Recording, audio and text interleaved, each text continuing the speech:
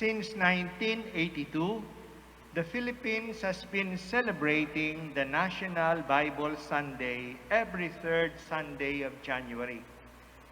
This celebration is of all the Christians in the Philippines, since the Bible is something that we all have in common, that is dear to us.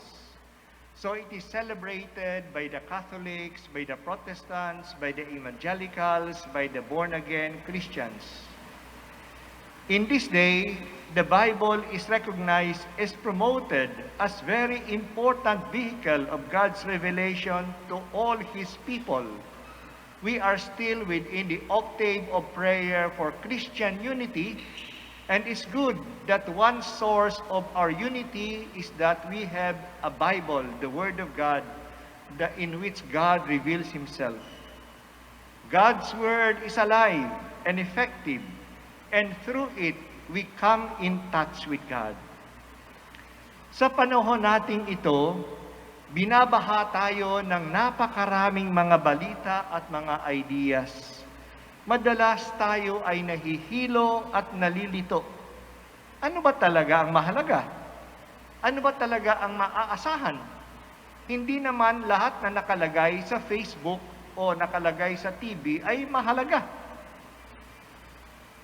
Kailangan natin ito ng lalong mahahalagang tanong sa buhay natin ay masagot. Tulad ng, ano ba talaga ang saysay ng buhay? Ano ba talaga ang magbibigay ng kaligayahan? Bakit ba tayo kailangan umibig? Ano ba ang pag-ibig? Ano ba ang kamatayan? Saan ba patutungo ang buhay natin? Napakaraming mga tanong na mahalaga para sa buhay. Mabuti na lang at ang Diyos natin sa Kanyang pagmamahal sa atin ay nagbibigay ng liwanag sa atin sa pamamagitan ng Kanyang salita. Ang salita ng Diyos ay maaasahan. Siya ay tapat at nagsasalita siya dahil sa pagmamahal sa atin for no other reason. Alam din niya ang kanyang sinasabi kasi siya ang may likha sa atin at siya ay may kapangyarihan sa lahat. God speaks to us in so many ways.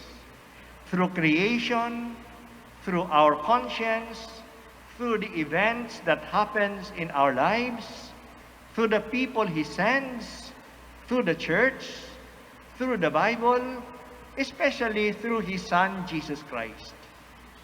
Jesus, being the Son of God made flesh, is the definitive Word of God to us.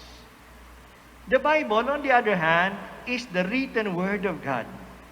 It is a sign of God's humility and sincerity that He puts Himself on record. Dahil sa ang Bible ay salita ng Diyos, iyan ay mabisa. Iyan ay makapangyarihan. The Word of God is not only informative. Hindi lang ito nagbibigay ng kaalaman. Ito'y nagbibigay ng kaganapan. God's Word is performative. It brings about what it says. Seryoso siya sa kanyang sinasabi. At ginagawa niya ang kanyang sinasabi. Sana, seryoso din tayo sa pagtanggap ng kanyang salita. Si Jonas ay pinadala ng Diyos na magpahayag sa mga taga-Ninive. Ang Ninive ay ang capital city ng Assyrian Empire. At ang mga Assyrians ay kaaway ng mga Israelita. Malupit nilang tinalo ang mga Israelita sa mga digmaan at ipinatapon sa iba't ibang lugar ng kanilang empire. Kaya nawala ang 10 tribes of Israel. Kaya galit na galit ang mga Israelita sa mga Assyrians at sa Ninive. Ayaw ni Jonas na magsalita doon, pero napilitan siya. Hindi naman siya makakatakas sa Diyos. Pero hindi bukal sa loob niya ang kanyang pagpapahayag. He covered only 1/3 of the city. He walked only 1 day instead of the 3 days to cover the whole city. At ang message niya ay hindi nagbibigay ng pag-asa. 40 days more and Nineveh will be destroyed. Pero kahit na matamlay ang pagpahayag ni Jonas, ang salita ng Diyos na kanyang binanggit ay mabisa. Ito ay tinanggap ng mga tao mula sa hari hanggang sa pinakamaliit na mamamayan at sinabi hanggang pa sa mga hayop. Lahat ay nagsisi. Nag-ayuno sila at umupo sa abo. Makapangyarihan ang salita ng Diyos. Ito'y nagdala ng pagbabago sa lahat. At dahil dito, hindi sinira ng Diyos ang Nineveh. Naligtas silang lahat. Ganon din ang salita ng Diyos na dinala ni Jesus sa ating ebanghelyo.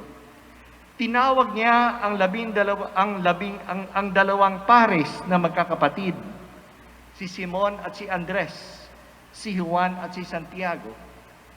Kahit na sila ay nasa gitna ng kanilang trabaho, iniwan nila ang lahat at sumunod kay Jesus. God's word is attractive. Ang salita ni Jonas at ng mga propeta, ang salita ni Jesus at ng mga apostol ay siya ring salita na patuloy na ipinapahayag ng simbahan. Maraming mga tao ang napakilos ng salita ng Diyos.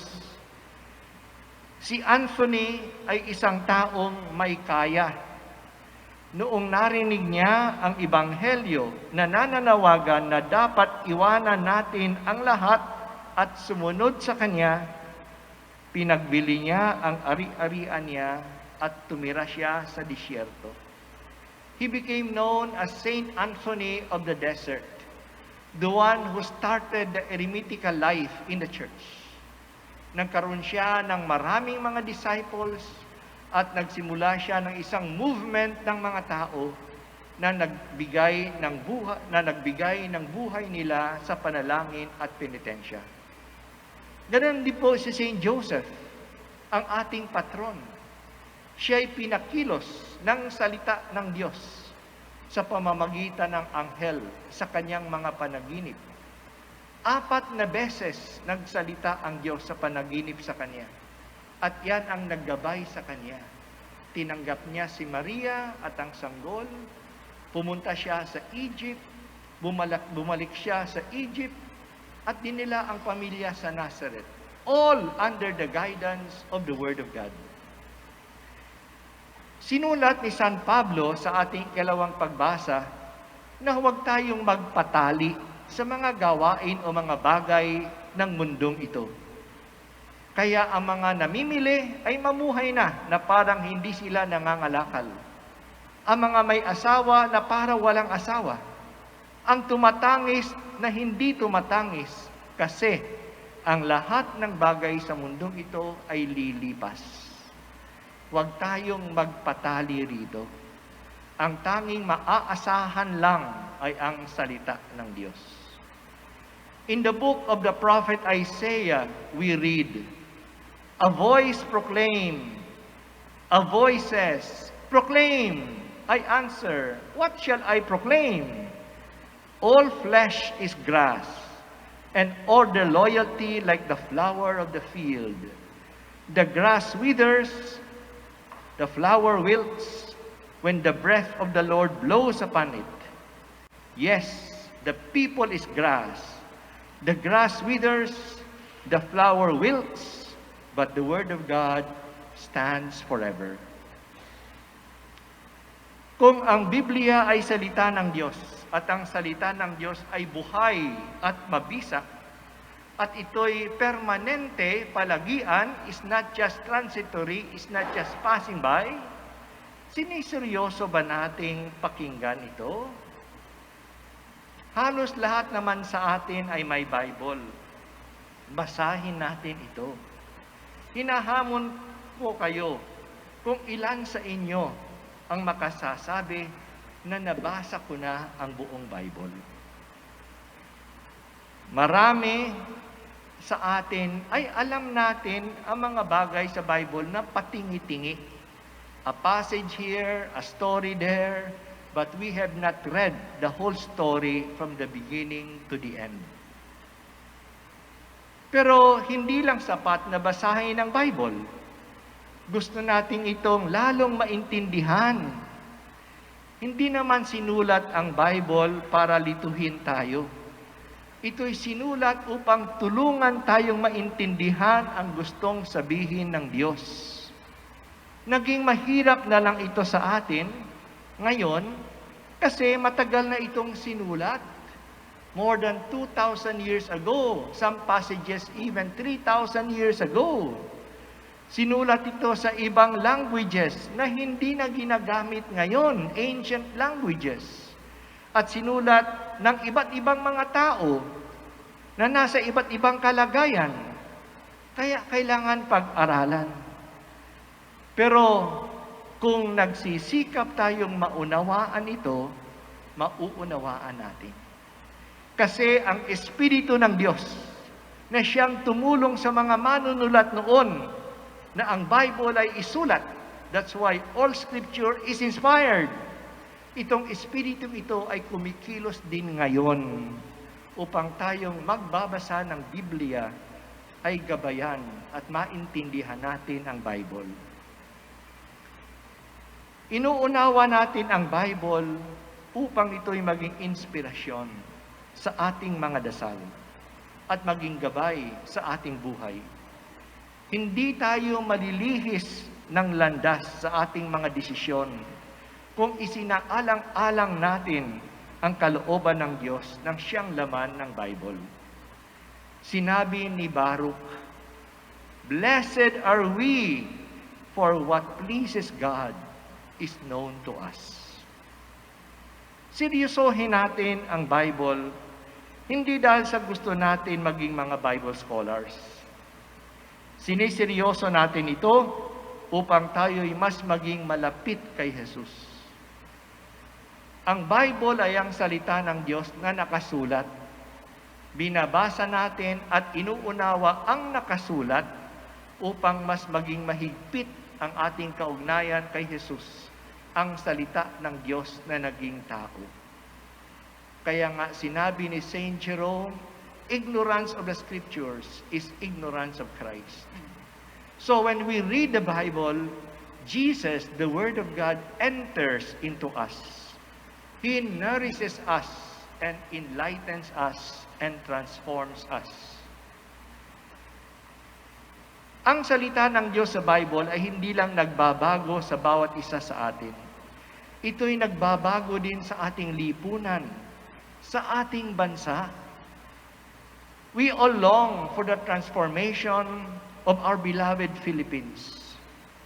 And we believe that this transformation will not be brought about by the change of a constitution or by any foreign direct investment. It will be transformed if we have transformed leaders and transformed citizens. Kahit na anong konstitusyon natin, kahit anong business na pasukan natin, kung ang puso ng tao ay pareho pa rin kaysa ngayon, walang mangyayari. Makukurap din nila. Ano pang bagong sistemang dumating sa atin. And people are transformed. Nagbabago ang tao at babaguhin ng tao, hindi ang sistema.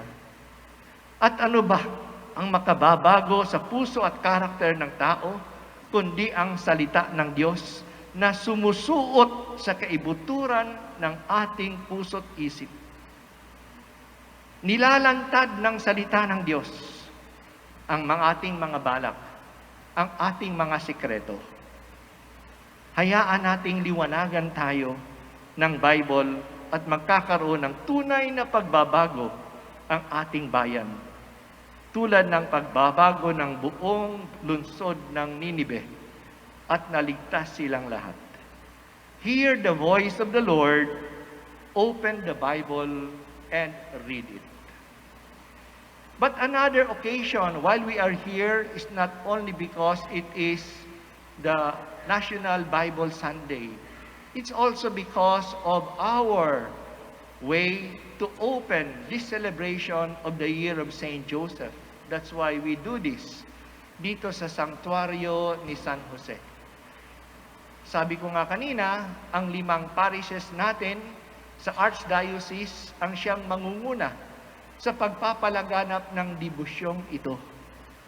Sa ngayon pa lang, pinapangarap ko na sana pagkatapos ng 1 year of Saint Joseph, may maiwan naman. At ang dalawa sanang hinihingi ko na maiwan sa mga parokya natin, na ang bawat isa ay magkaroon ng association ng mga kalalakihan na deboto ni San Jose. Tawag man dyan ay fraternity, tawag man dyan ay Men of St. Joseph o Custos, anumang tawag dyan, pero mga kalalakihan that will give importance to paternity sa pagiging tatay, tulad ni St. Joseph. At siyang mangunguna at magproprotekta sa kanilang mga pamilya. Pamilya na ngayon ay sinisira ng ating lipunan. At isa pa sanang maiwan sa mga parokya natin na magkaroon ang lahat ng labor desk. Ngayon po, 2021 is the 30th anniversary of PCP2 that was done in 1991. At isa po sa mga decree ng PCP2 na ang parokya ay magkaroon ng labor desk. Saint Joseph supported the family because of his work. And we have to protect ang trabaho ng mga tao, gabayan ang mga manggagawa, at palakasin ang mga manggagawa. At yan po'y gawain ng labor desk. Nakakalungkot sa mga parokya natin, walang grupo na malalapitan ng mga manggagawa. Walang grupo na nakakatulong sa mga tao sa kanilang paggawa in their work. So may this be a legacy that will stay with us even after 1 year. That's why during this year, we try it out to promote devotion to Joseph, devotion to the importance and dignity of work, that Saint Joseph is also a patron, at sa pamamagitan nito, na sana ang devotion kay San Jose ang magkaroon din ng pagbabago sa ating Archdiocese.